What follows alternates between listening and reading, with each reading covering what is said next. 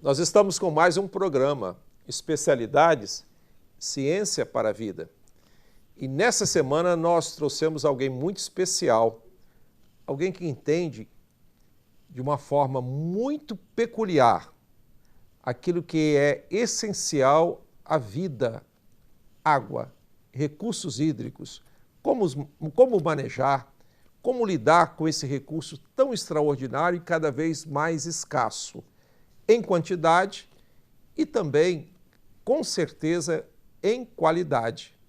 Porque o que nós queremos é ciência para a vida e nada melhor do que ouvirmos pessoas que têm uma experiência, pessoas que lidaram com recursos, né, importantes pesquisas e que também deixaram um legado, que deixam um legado para todos nós. E nós não podemos deixar de pegar toda essa experiência e levar até você. Por isso que nesta semana nós temos aqui alguém muito especial que é de Viçosa, Paula Cândido. Melhor dizendo, professor Oswaldo Ferreira Valente, engenheiro florestal, especialista em hidrologia e, como ele mesmo próprio diz, ele gosta de lidar com microbacia hidrográfica. Mas, afinal de contas, o que é isso? Ele vai nos explicar, com certeza, ao longo dessa nossa entrevista. Professor Oswaldo, professor Valente, não é isso? Mais conhecido. É um grande prazer tê-lo aqui conosco. É uma satisfação. E o senhor traz, com a sua sapiência, com o seu conhecimento, informações com certeza extraordinárias para aquilo que é altamente importante para nós: recursos hídricos, água. Fique à vontade. Traga para nós, né? Eu não diria a mim como um jovem mais, mas traz para os nossos jovens, para os nossos pesquisadores, nossos novos professores, a sua experiência nesse assunto tão especial. O que o senhor tem a nos falar sobre recursos hídricos? Em primeiro lugar, gostaria de agradecer ao professor Orlando, tá, pela deferência e a TV Viçosa pela oportunidade. Tá. Aqui estamos já com quase 80 anos, tá, e tentando ainda dar alguma contribuição, se for possível, né, possível para essa área interessante que é a água. A água é um assunto recorrente no dia a dia, no nosso dia a dia. A água está presente durante todo o ano, nossa vida, ao longo dos anos, tá? Você já disse aí que a água é um elemento vital, tá? Importante para a vida humana, tá? Não só para o corpo em si, para o corpo funcionar, para o nosso corpo funcionar precisamos de água, mas também para trazer aquelas necessidades que nós temos no dia a dia. A água, você precisa de água para limpeza, você precisa de água para tomar um banho, você precisa de água para preparar alimentos. No momento de pandemia, você precisa de água para lavar as mãos o tempo todo, não é isso? Então, a água está presente aí, a água está presente na iluminação, né? Indiretamente, tá? Ela está presente na movimentação dos nossos eletrodomésticos, né? Para fornecer energia para os nossos computadores, aí para a TV Viçosa, tá? Então, a água é um assunto recorrente. Constantemente, diariamente, nós estamos lidando com a água, precisando dela, atrapalhando a vida dela, em muitos casos. Tá? Esse é o recurso natural, renovável, importante para a vida de todos nós. Sem ela, não sei o que seria de nós. Professor, uma pergunta que seria importante, o senhor comentou aí, afinal de contas, nós estamos dando devida importância à água como um recurso extraordinário ou nós estamos tratando-a de uma forma muito negligente? Ela é essencial, mas parece que a sociedade não dá muito valor, corre atrás quando falta. O que o senhor tem a acrescentar ao longo da sua vida de pesquisador e professor?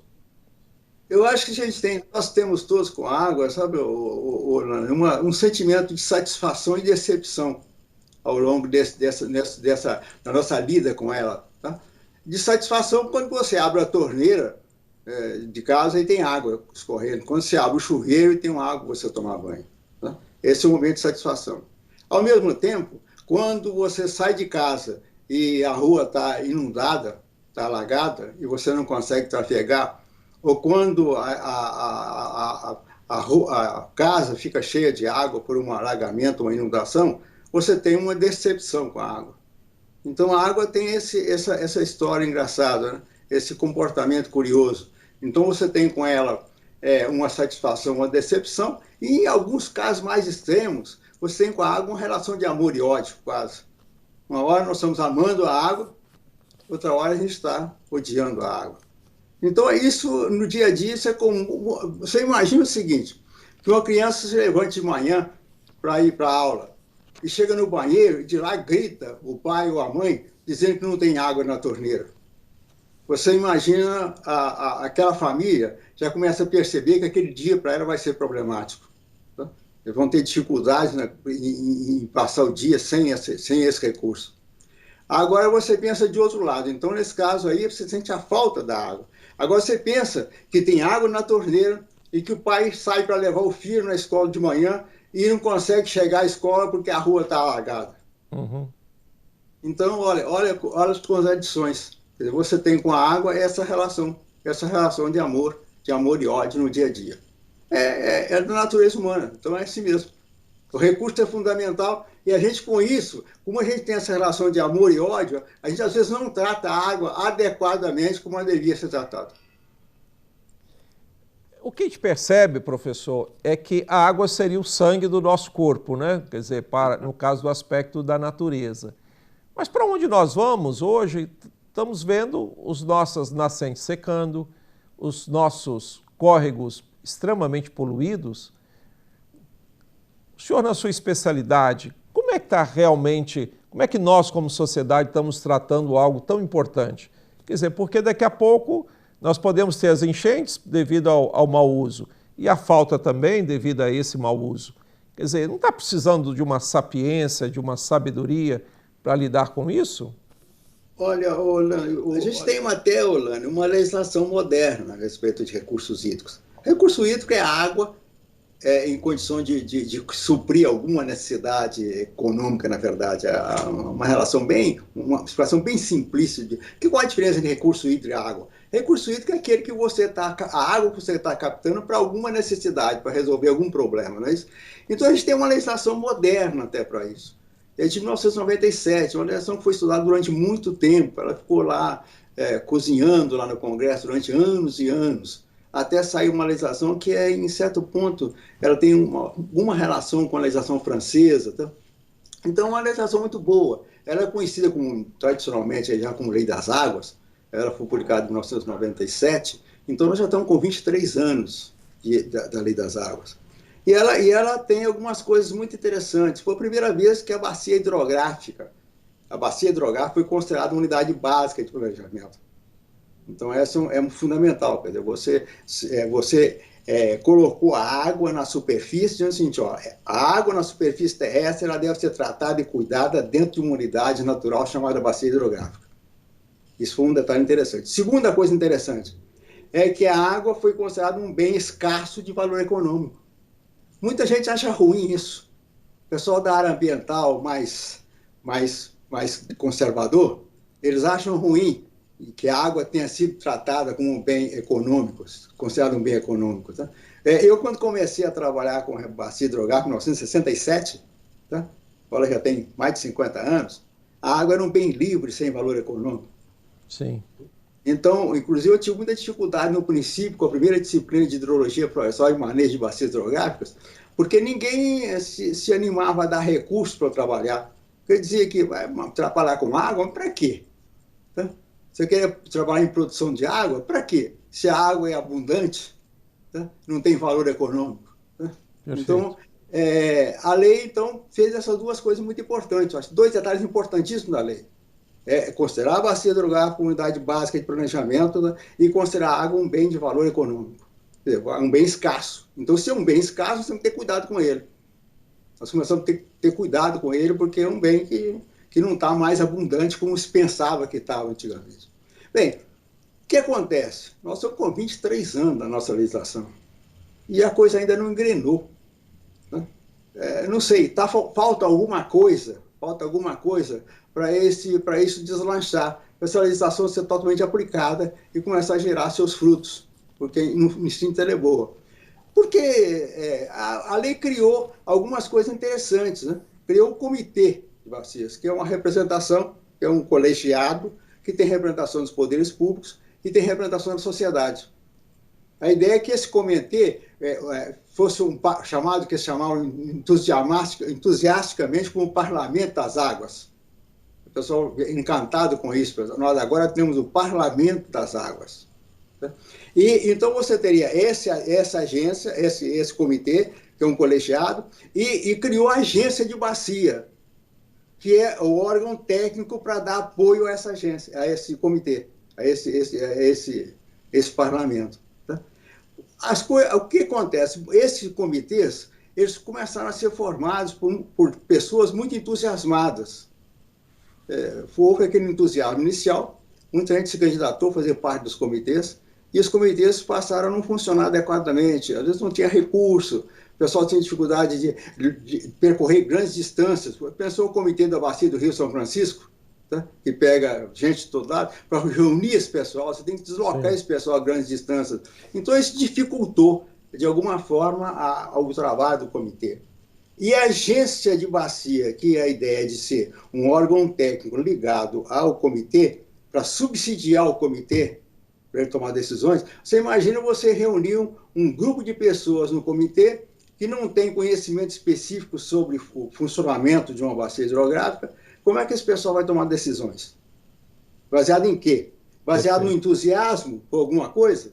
Perfeito. Porque a gente viu, eu participei de algumas reuniões de comitês por aí, você viu as pessoas com muito entusiasmo sobre aquilo, mas com muito pouca informação sobre como é que realmente funciona isso. Então, aí tem a agência de bacia seria responsável por fazer isso. Mas eu entenderia a agência de bacia como um órgão ligado diretamente ao comitê, como se fosse um apêndice do comitê. Isso é isso, ó, você tem um comitê e tem um grupo de pessoas contratados diretamente relacionados com o comitê e que pudesse estar constantemente interagindo com o comitê para poder tomar decisões. Então, o que eles decidiram? Começaram a contratar empresas para servir de agência de bacia. E quando você pega uma empresa que tem um comportamento, tem os seus princípios, e coloca ela como auxiliar do comitê, parece que as coisas não se fecham direitinho. Você tem uma dificuldade de comunicação entre as duas, ou de interesses, inclusive. Quer dizer, o comitê quer uma coisa, mas a agência de bacia tem seus próprios princípios da empresa, então ela não consegue atender exatamente o comitê está querendo.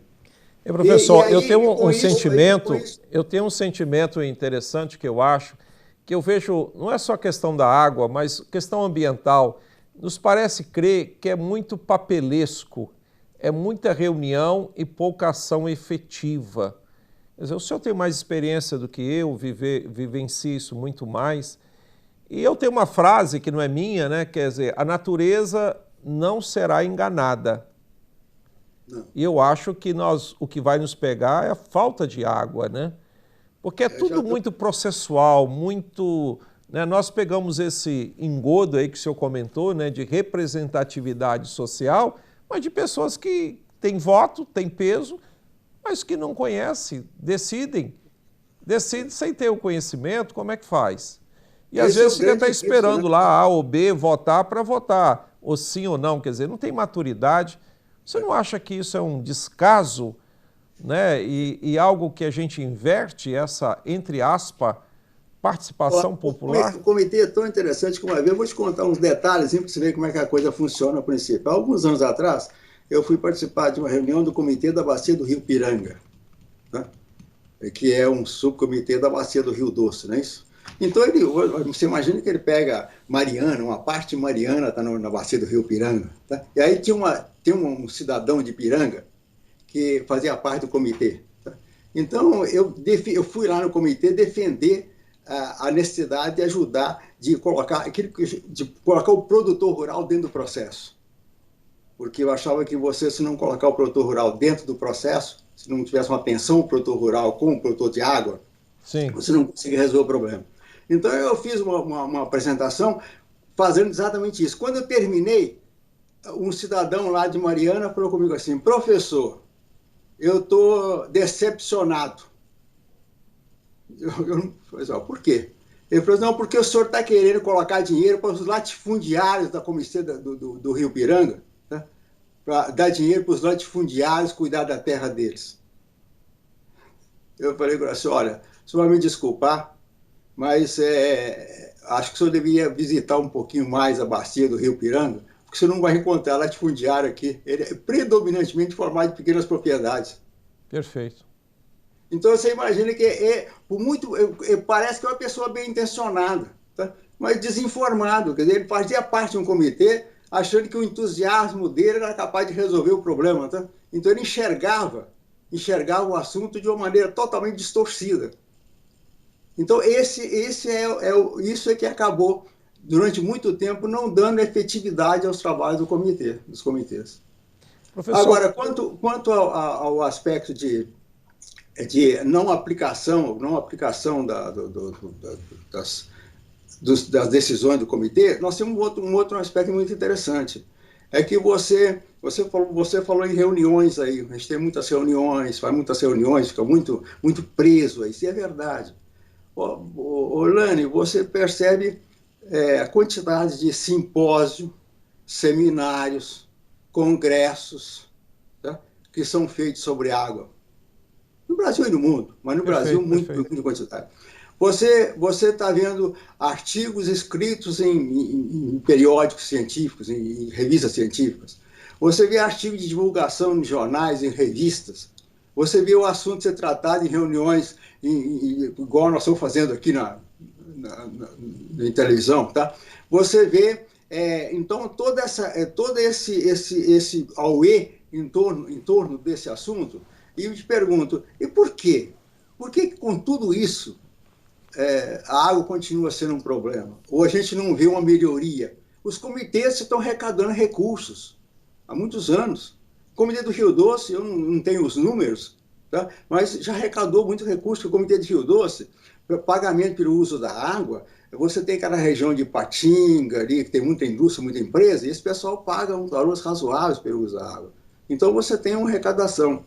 E por que então você tem uma legislação, você tem muitas coisas sendo publicadas, faladas, reuniões sendo feitas, você tem instituições, não é isso?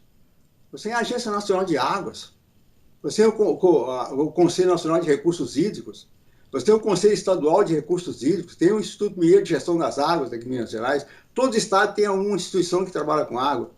Então, você tem instituições, você tem muito trabalho, publicações, etc. Por que ano a ano nossos recursos hídricos estão sofrendo? A situação está piorando. Cada ano que passa, a gente tem uma situação pior. O que está faltando? O que há de errado? Essa é a pergunta que eu me faço todo dia. Por que? Eu faço a pergunta sempre às pessoas. Olha, o que é que está acontecendo? Quem está estudando isso, trabalhando, agindo nisso, já parou para perguntar assim, por que o meu trabalho não está dando certo? Se o senhor me permite, é mais ou menos aqueles médicos que se reúnem, mas nunca tratam do paciente. Então tem alguma coisa faltando, não é isso? Eu gostaria que o senhor comentasse aí uma coisa que é altamente importante. Afinal de contas, né, o que eu não vejo é uma ação local. Quando o senhor se refere aqui à microbacia, cada uma delas tem a sua peculiaridade, tem a sua forma de agir. E o que eu vejo é muito plano macro, né? E aquilo nunca chega no micro, não chega no tete a tete. E se me permite também, né, há alguém muito especial, não vou citar o nome aqui, que fala que, na verdade, tudo isso é um sumidouro de recursos financeiros, né? E que não chegam lá na ponta. Isso cria na gente uma insatisfação, uma revolta, mas parece que você vê tudo, os professor Servo dizia que no Brasil tudo está por fazer, né? Teste alguma coisa, afinal de contas, tecnologia, você vê aqui, vê lá, colar e tudo, mas a coisa precisa ser local, né? Você tem uma coisa interessante, Orlando, a respeito disso. Você é o seguinte, a gente tem muita mania nesse setor de bacia hidrográfica, principalmente, a gente começou, para mim, um processo errado. Nós ficamos muito no macro. As pessoas querem resolver o problema da bacia do Rio Doce. Eles querem resolver o problema da bacia do São Francisco. Você que é especialista em coisas ambientais, em ambientes, você imagina que a pessoa quer resolver o problema do Rio Doce, da bacia do Rio Doce. A variabilidade de ambientes da bacia do Rio Doce. Então não tem como você tratar o todo. Tá? Aí, no princípio, os comitês de bacia, quando começaram, eles começaram encantados com o chamado plano diretor de bacias. Então, todos os comitês fizeram o plano diretor de bacias, gastaram um dinheirão fazendo o plano diretor de bacias. Aí você tem um calhamaço de informações, mapas, etc. e tal. Para que serviu? Colocar na gaveta. Eu tenho uma aqui, ó, eu tenho uma gaveta aqui, seria o caso de pegar o plano diretor, olhar e falar, o que eu faço com isso? Põe na gaveta, fecha e espera ver o que vai acontecer. Porque não tem como você tratar a bacia com aquele tipo de raciocínio. Então, a bacia é formada de pequenas bacias. Não é Perfeito. Isso? Ela é o somatório de pequenas. Os fenômenos acontecem na pequena bacia, não é na grande. Acontece na pequena bacia. Então, é nessa pequena bacia que a gente tem que concentrar esforços. Entrevista agora. Concordo. Então, eu digo que a pequena bacia, por exemplo, eu gosto muito de tratar a pequena bacia como uma fábrica natural de água. Há muito tempo eu comecei a tratar a bacia de uma maneira de dizer o seguinte, de a pessoa entender um pouquinho melhor como é que funciona. Se eu falar, isso é um ciclo hidrológico, então fica meio vago. É aquela história de você levar informação para o público, não é isso? Você, às vezes, a informação que você tem, a gente não divulga muito, a gente não tem muito a coisa de divulgar ciência. A gente não divulga a ciência. Você escreve um artigo científico, publica e acha que todo mundo vai ler aquilo e vai entender. Uma pessoa que sem formação acadêmica, ele vai ler o artigo científico e não vai entender nada. Perfeito. Tá? Então, essa informação, você transferir essa informação para lá. Então, quando vai transferir informação para quem está lidando com a pequena bacia, o pessoal do campo, por exemplo, a turma lá do campo, os técnicos que lidam no campo, inclusive, se você não tratar com eles uma linguagem adequada, para que eles possam entender isso, fica difícil. Se eu levar simplesmente a ideia, olha, isso é um ciclo hidrológico, vou vender para essa ideia do ciclo hidrológico lá, ele pode não entender. Então eu trato a bacia como uma fábrica natural de água. Eu digo para ele assim, ó, meu filho, o negócio é o seguinte, a matéria-prima disso é chuva. Tá? Chuva é a sua matéria-prima, isso é uma fábrica. A chuva é matéria-prima. Então você está recebendo essa matéria-prima com determinada qualidade. Não é água pura, né? Não é água pura, é água que veio arrastando coisas que ela encontrou no seu caminho. Ela tem uma composição além de água só. Bem, a bacia, essa unidade recebe essa matéria-prima, processa essa matéria-prima e disponibiliza com outra qualidade. Perfeito. Então, a relação entre o que chega e o que sai depende da capacidade da fábrica em processar adequadamente isso. E essa ideia é muito mais fácil de ser entendida para quem não tem um conhecimento maior sobre hidrologia, sobre ciclo hidrológico, etc. Então, você trate a sua pequena bacia como uma fábrica. Se você tiver uma fábrica, você vai cuidar muito bem dela. Como é que os elementos dentro da fábrica se relacionam para produzir um bom produto. Quando você recebe chuva dentro da bacia, você vai tratar os elementos naturais da bacia, os artificiais que estão presentes ali, de tal maneira que ele trate bem essa água recebida, para que ela possa ser fornecida na quantidade adequada e na qualidade adequada para as pessoas usarem. Não, ótimo. Professor, nós temos um problema aqui que é tempo. Se depender de mim, eu ficaria aqui o tempo todo, mas nós vamos ter que terminar esse programa, mas com certeza nós vamos continuar. Sim. Porque a sua experiência, a sua colocação, ela é altamente importante, não só para a população de uma forma geral, mas ela constrói aquilo que é necessário, os técnicos, o sistema público, de gestão de algo tão importante. Nós agradecemos a sua presença, mas nós vamos contar na próxima semana com a continuidade do professor Oswaldo Ferreira Valente. naquilo que é extremamente importante para todos nós, especialidade, ciência para a vida. E nós vamos continuar com esse assunto falando de área de preservação permanente. Como lidar com a água? Fique conosco, TV Viçosa, é a TV do nosso coração. E nós agradecemos aqui a CIF, agradecemos ao Laboratório de Solos e Plantas da Universidade Federal de Viçosa e também ao Núcleo de Estudo de Planejamento de Uso da Terra. Se você precisar de planejar a sua propriedade, deixa conosco. Nós temos alguém que entende muito desse assunto. Professor, nós agradecemos, mas nós vamos continuar na próxima semana. Eu que agradeço a oportunidade. Fique conosco, TV Viçosa.